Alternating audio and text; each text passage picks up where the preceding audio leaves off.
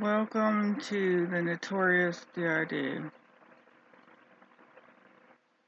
I am Solara. I know I look absolutely awful. I thought it was important to show people what can take place when you have non-epileptic seizures. This is facial paralysis. You also can have difficulties talking, which at a lot of the point you can not be able to talk at all. I have had this issue for now 11 years. Me personally, I was in place when it started, and it isn't limited to me who has it within the system. Ours is almost always this, the right side of the face. When we are seizing, we're unable to talk. We tend to gasp for oxygen as the seizure takes full position.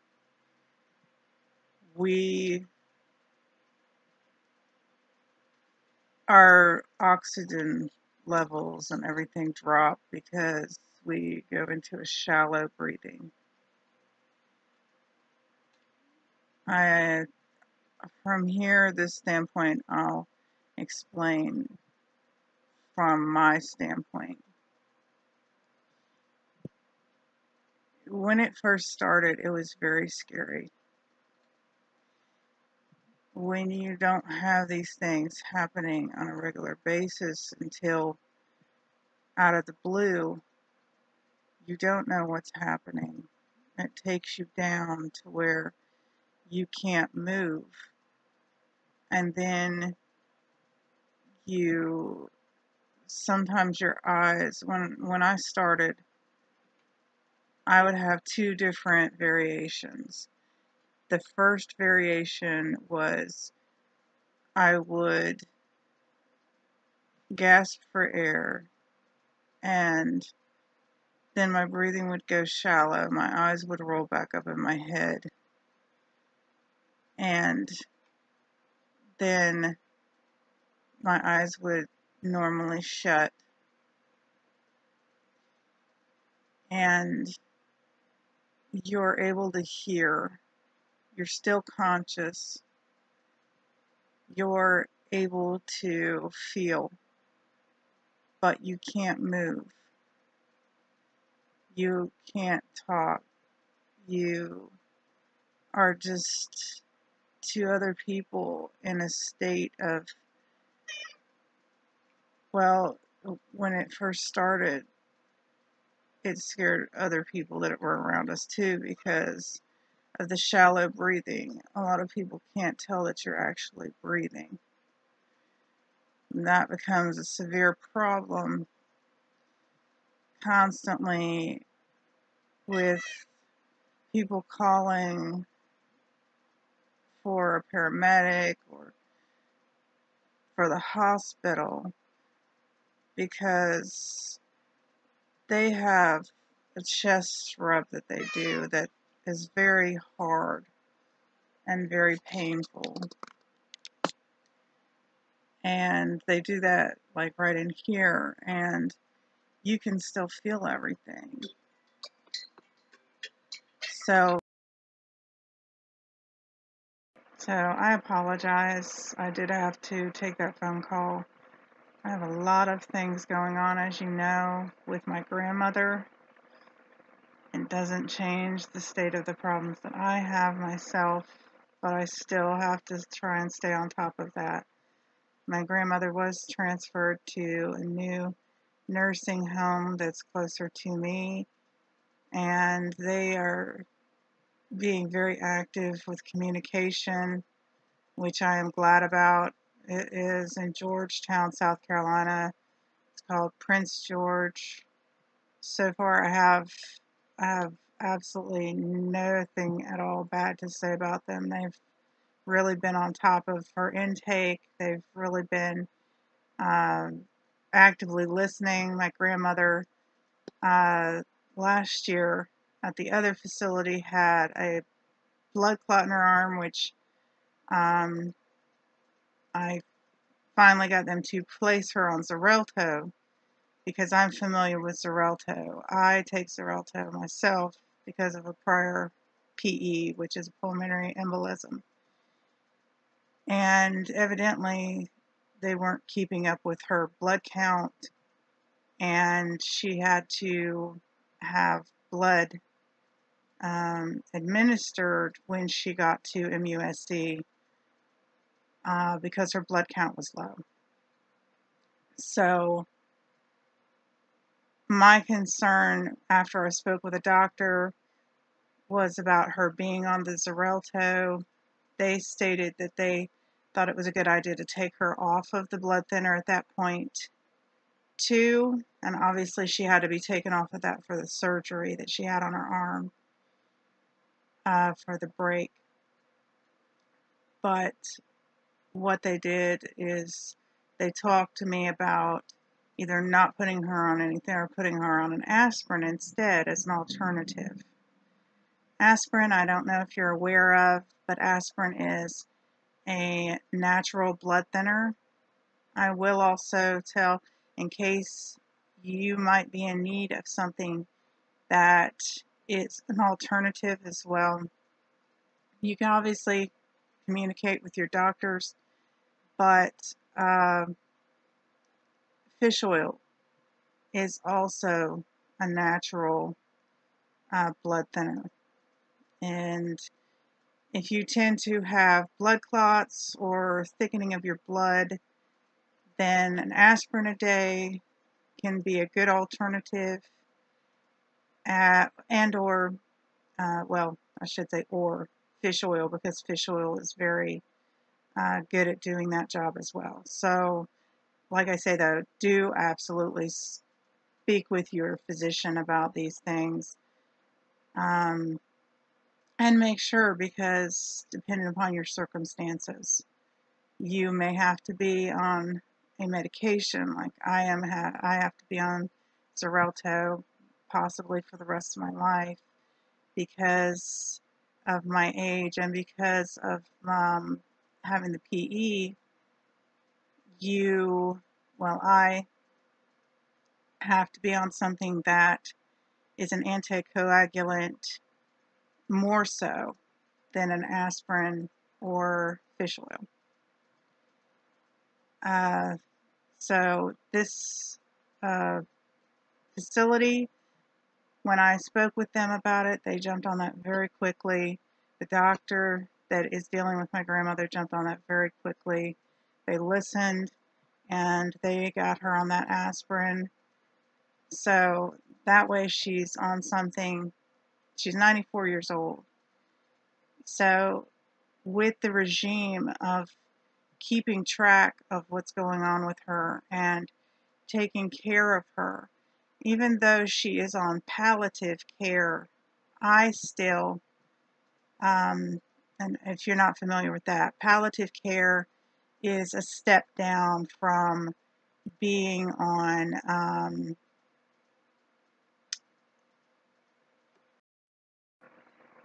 hospice.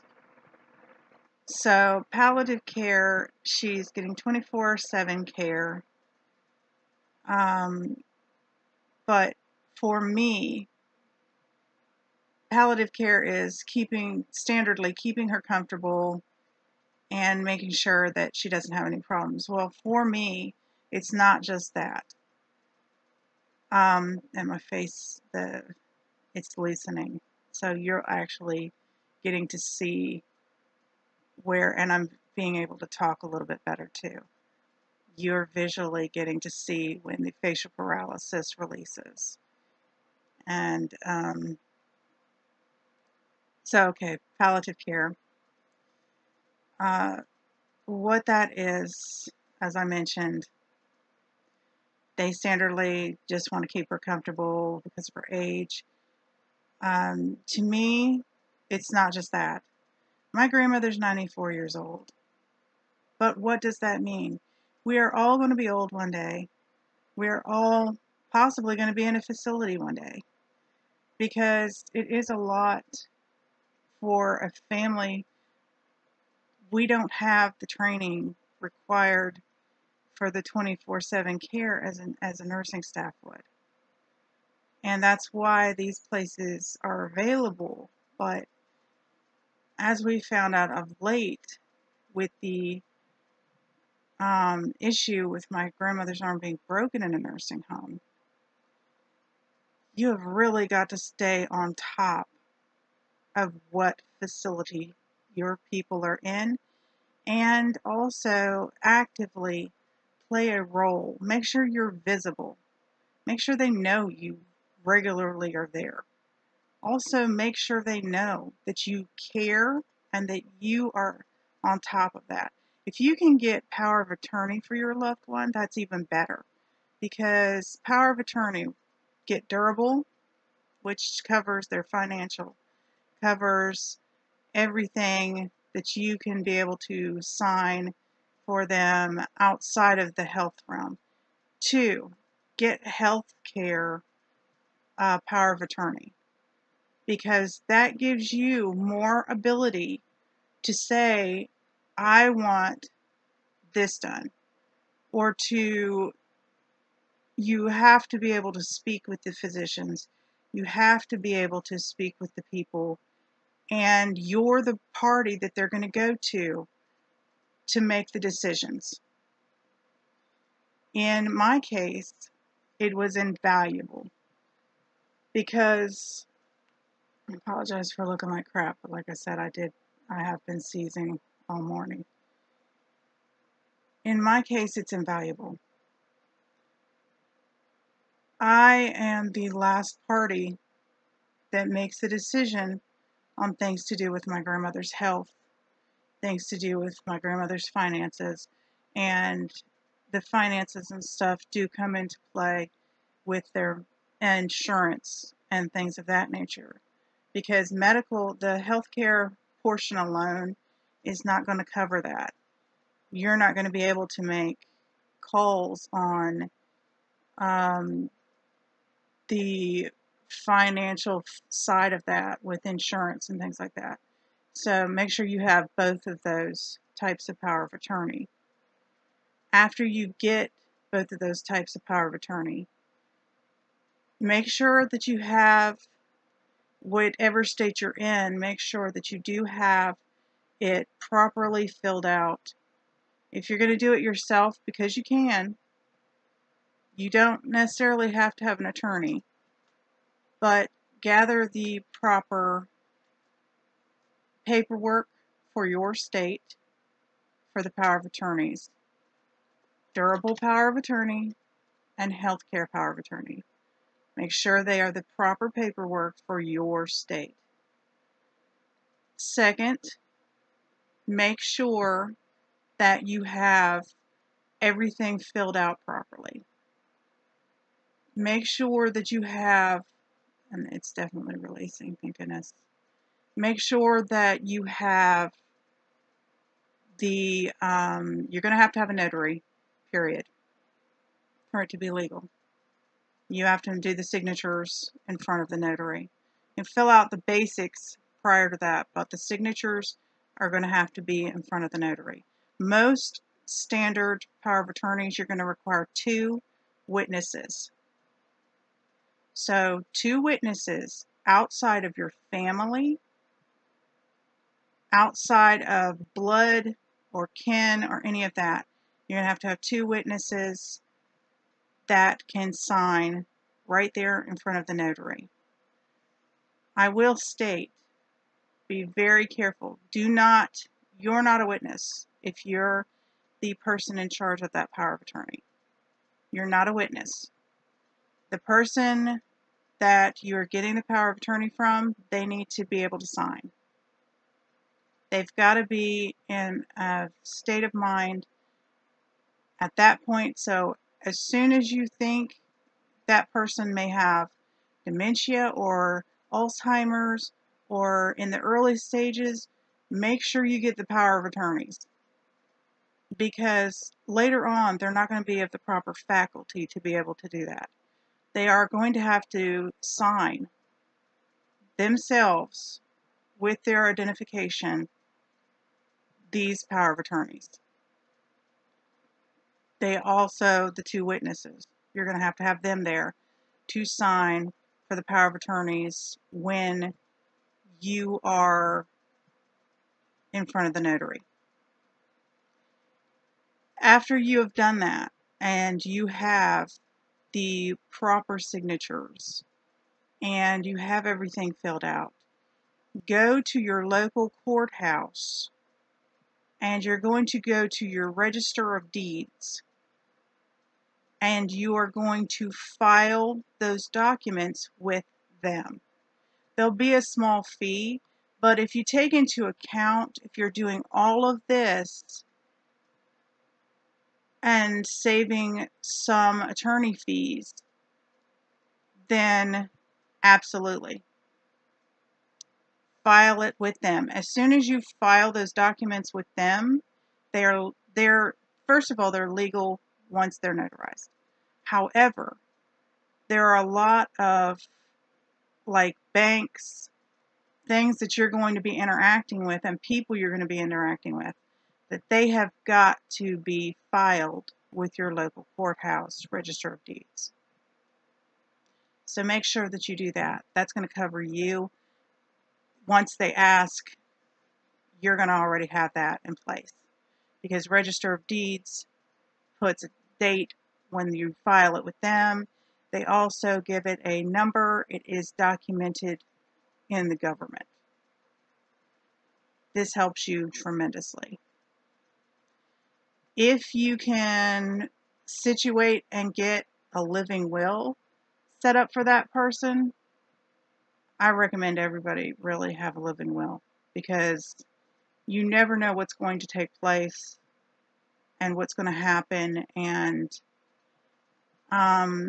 there are, for the living will, if you can find one that's specifically for your state, great. But living wills are generalized. You can have universal living will that you use documents and have the party sit with the party and fill that out and get that notarized when you get the other documents notarized. That way, heaven forbid, something take place to your loved one, or when your loved one is already placed in a facility or things of this nature, there's going to be their property and things that you have to be in charge of, and what they have available to them, and things that you're going to have to do. And a lot of it is uncomfortable, but it is definitely things that you're going to have to do, and a living will help you at the back end of that when your loved one passes. Make sure you fully speak with, having the power of attorney is a huge responsibility. I'm not going to say it's not. Make sure that you speak and go over everything with your loved one so that you understand what they want, what their last concerns are with the living will, when they pass. And outside of that, because there's a DNR, which is do not resuscitate. In our particular case, that's, my grandmother wanted a DNR anyway.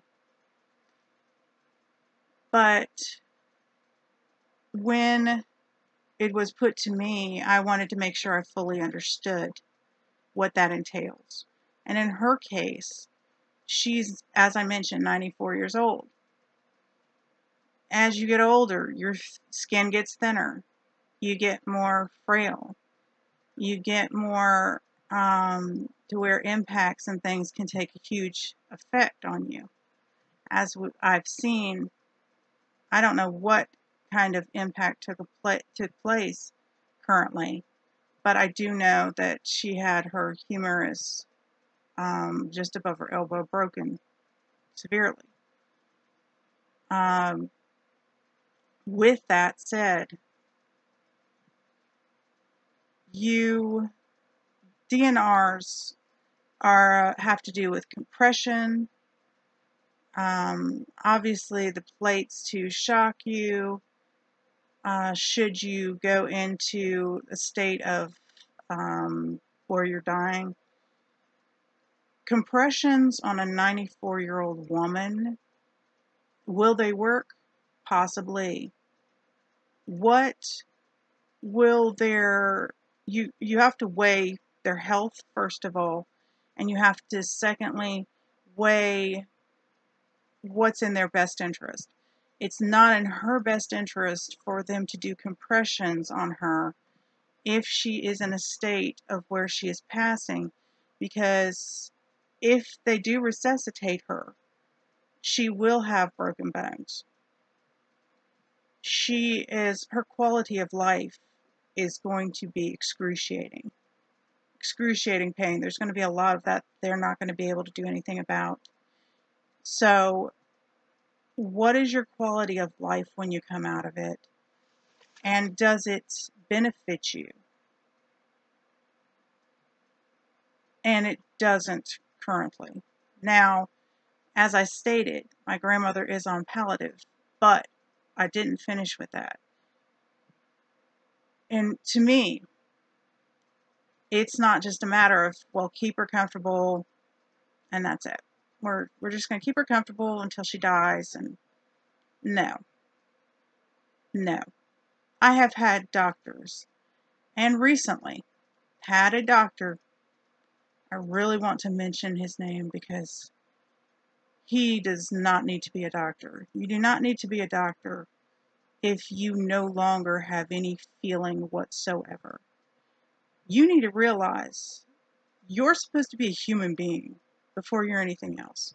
And if you're a doctor, that's even more so as far as I'm concerned. I had this doctor recently, while she was in the hospital, ask me when we were in conjunction talking about the surgery, because that was my decision to make with all of the things that could happen or may happen or may not happen. It was my decision to make to allow her to have the surgery at her age and so on and so forth. During any surgery, it doesn't really matter how old you are, things can happen. To me, I want her to have the best life circumstances she can have while she is breathing. And everyone should, if they actually care about the party that they're taking care of. And I want her to be taken care of. If she needs a particular medication, like in this case, being on top of not having her on the Xarelto any longer, but having her on the aspirin so that we've got a happy medium going on, is going to prolong her life. That's the best strategy to take currently. The best strategy to take when she had the blood clot was being on the full blood thinner. But even with that, I made sure that my choices were based on knowledge, and that particular blood thinner is a better blood thinner than some of the other ones that are out there that can cause more complications, can cause bleeding, and can cause bruising and really bad things, because she had been on Coumadin prior, and that was really, she had a lot of bruising, she had a lot of problems, And this is when she was younger than she actually was at that point. I want her to not just be comfortable. I want to prolong her life in a good circumstance, prolong her life as much as possible. So these decisions they can't be taken lightly.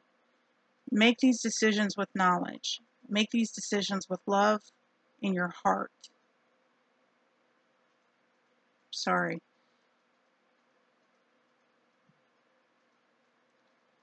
But it does.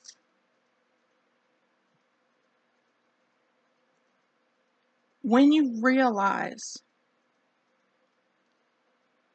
that you are responsible for decisions that are that important to whether the person that you love lives or dies, it's a heavy weight, but it's a necessary one.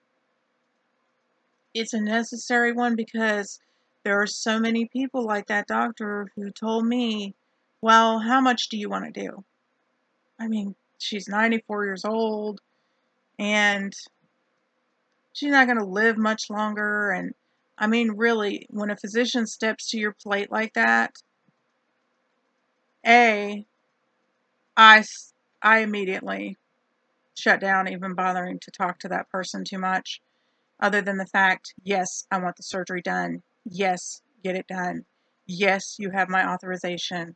Yes, at that point I was done with that person. I don't care if they're 150 years old. If that's the standpoint you take, you will one day be old too. And if that's the way that you behave, your family's probably going to be like, nah, forget the surgery. Go about your business. We're all good here. Because if that's the way that you act and the way that you feel about things, what do you actually care about? I mean, honestly. Was the surgery a risk? Absolutely.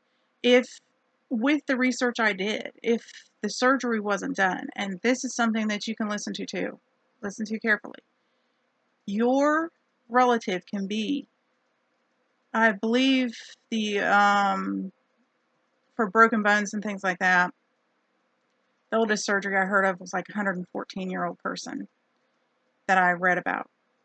And get it done. Authorize it. Because they're going to come through that surgery a lot better. And they are going to be able to get a nerve block to assist with initial pain. They're going to have more mobility with whatever is broken. And they're going to have less pain after the fact.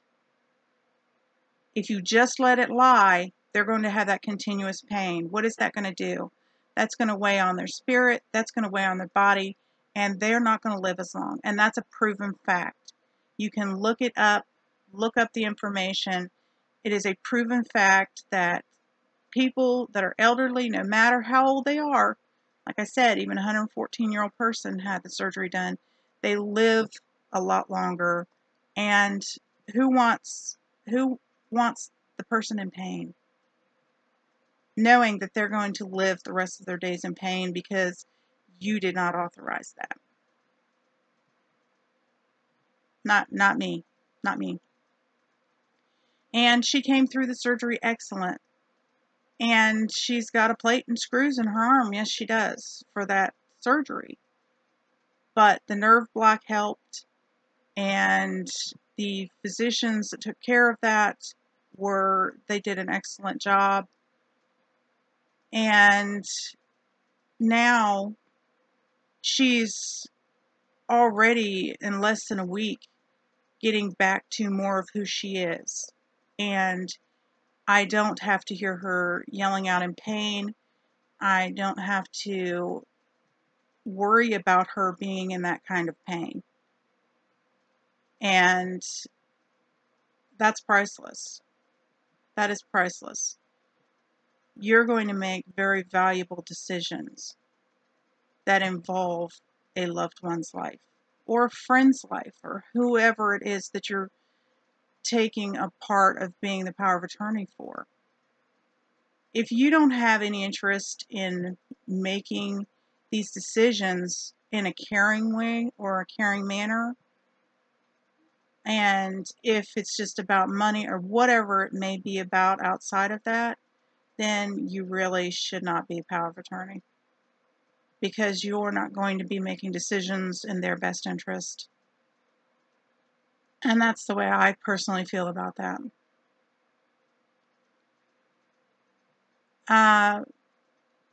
I think that I don't care how old you are. I don't care how old you are. You should have the best life circumstances you can have while you're here on this earth breathing. And that shouldn't just be people allowing you to lay there and just be comfortable and die. It should be preventative care too. Make sure that even if they tell you, pardon me, even if they tell you that your loved one's going to die. I've been told, I can't even tell you, several times that my grandmother was going to die. And this has been years ago. And by the grace of God, the decisions that I made were the right decisions. Will they always be the right decisions? Maybe not. But they are decisions that have prolonged her life, where what the physicians, the professionals said wouldn't have.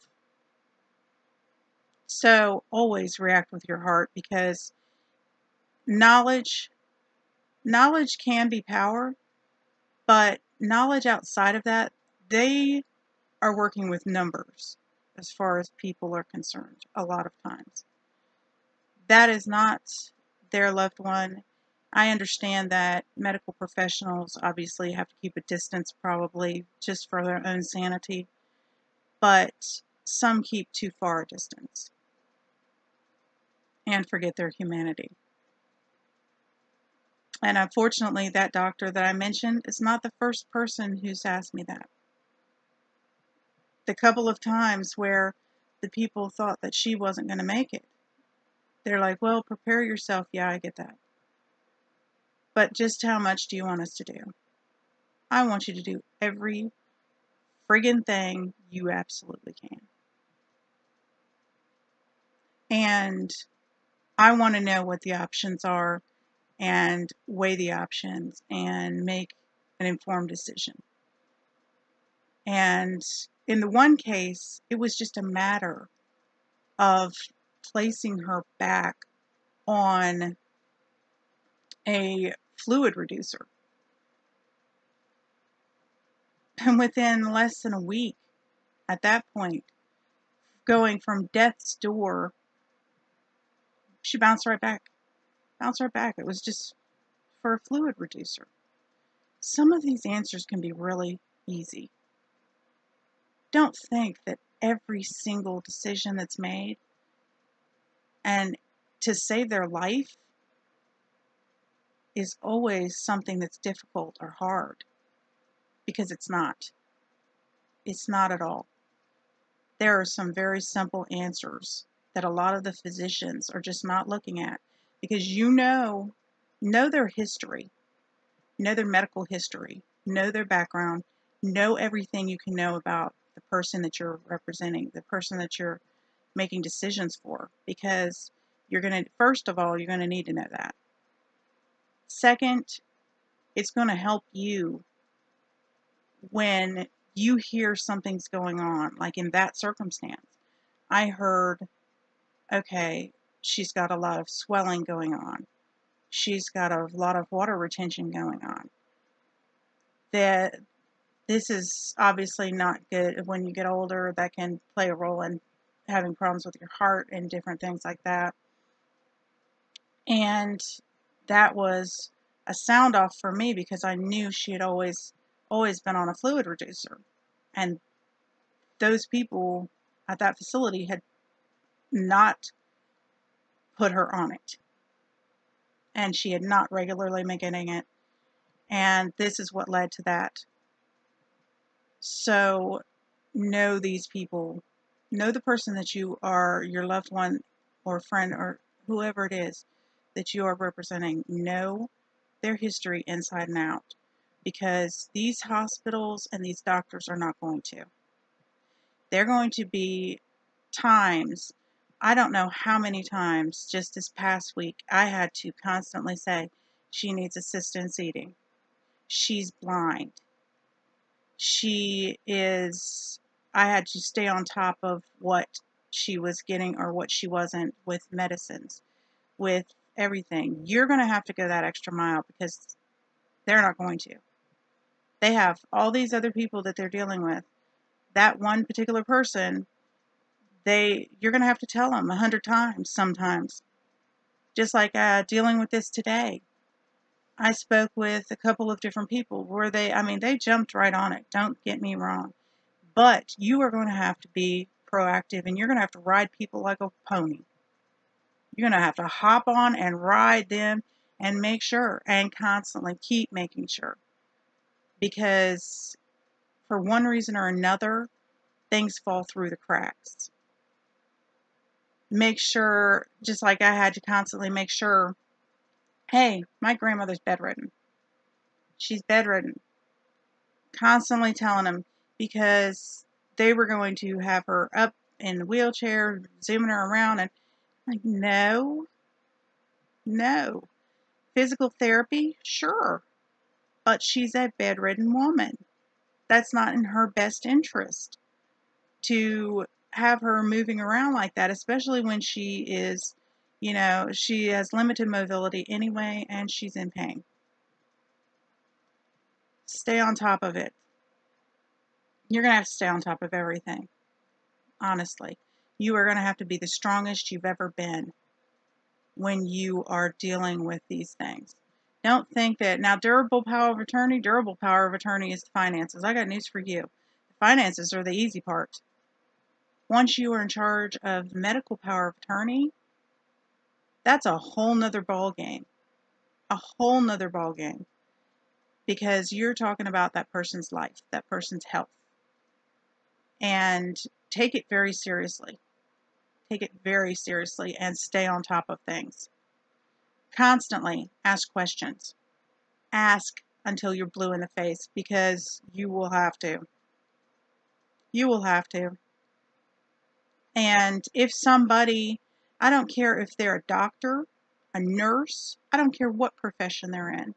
If you know for a fact that person needs to be on something or that person needs this done, you stay on it and you stand your ground and you make sure they understand this is that person's, this is like in my case, this is my grandmother's history. This is what took place. This is why this needs to happen.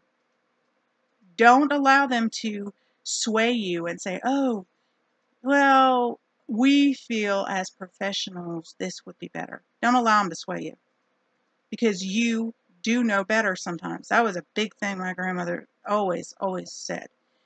I know better. Well, you believe that in yourself. You know better. And I have bucked up against a lot of specialists, a lot of doctors, a lot of nurses. I do not care because that is my grandmother's life. And if I have to buck up against you and ensure that you're going to be doing what is best, both professionally and what I know to be best, then I'm going to buck up against you every time. And you're going to have to do that too. Don't take their word for it. Don't take their word for it when they come and tell you, well, you can just let it ride and, they're old and they're going to die. We feel they're going to die. Don't take their word for it. I have heard that too many times. And my grandmother is strong as a horse, and she is strong-minded, strong-willed, and there are a lot of your loved ones that are. Will all of them make it every single time? No. But at the back end of that, when your loved one does pass, you know that you did the very best that you could do. You made the best decisions you possibly could. There will be no guilt at the back end of that for you. Because you're the one who's left behind. You're the one who's breathing. You will know that the choices that you made were the best choices you could make, and that you stood your ground and you did not allow anybody, not even a professional, to stand in your way of making those decisions and those decisions being carried out. Even today, for something that seems simple about changing a medication to an aspirin rather than, well, the first party didn't even tell me that she was back on the Xarelto. The second party told me that she was on the Xarelto and they didn't know anything about the aspirin. Communication between hospitals, between physicians, between nursing homes is not stellar. And a lot of times they just may not know. Like the communication for the aspirin was not communicated to them. The communication for the aspirin was not communicated even within the hospital staff. That party dropped the ball. That's why you're the one who needs to grab that ball every time, and you're the one who needs to be in charge of the dribbling. You're the one who needs to be in charge of that shot. That last shot, that's the winning shot, that's the important shot. You're going to have to do that. That is what you're going to have to do.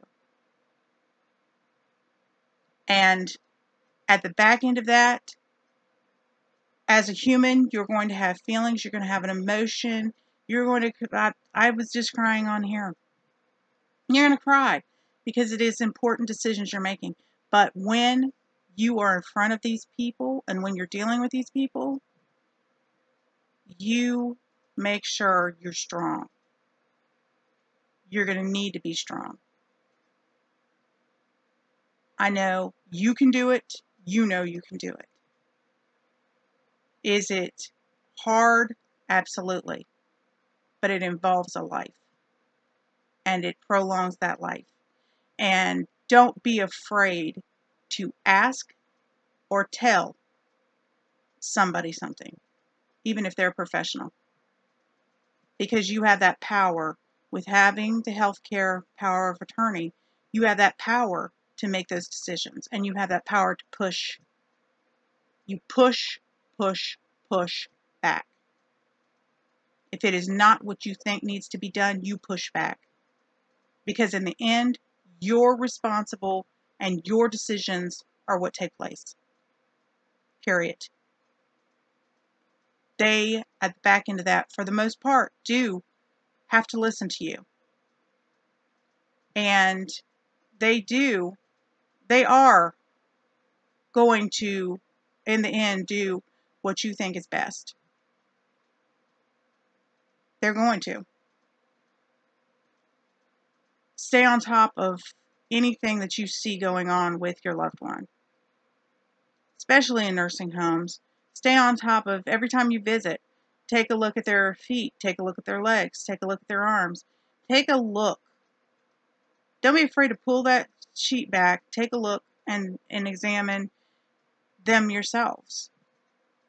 Because there are a lot of cases that I saw with everything that's going on. I did a lot of research on my own. There are a lot of bed sore cases.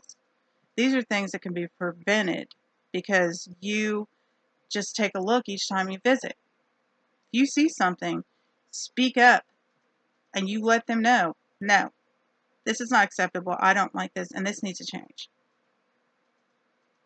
And luckily we haven't had any of the bed sore issues or anything else like that, because we have stayed on top of things for the most part. But even with, I had to push even last year with when she had the blood clot in her arm, because her arm was swollen extremely. She was complaining about pain, and they were doing nothing. They're just like, oh, well, you know, she's got a little bit of swelling. I'm like, no, no. Check into this. Look into this. All nursing homes, I do believe, have to have on-call doctors and things of that nature. Push. Push until it's checked, because she did have the blood clot in her arm, and she did have to be put on the Xarelto. And that was another matter too. Push with that, because I was told they wanted to put her on a different medication.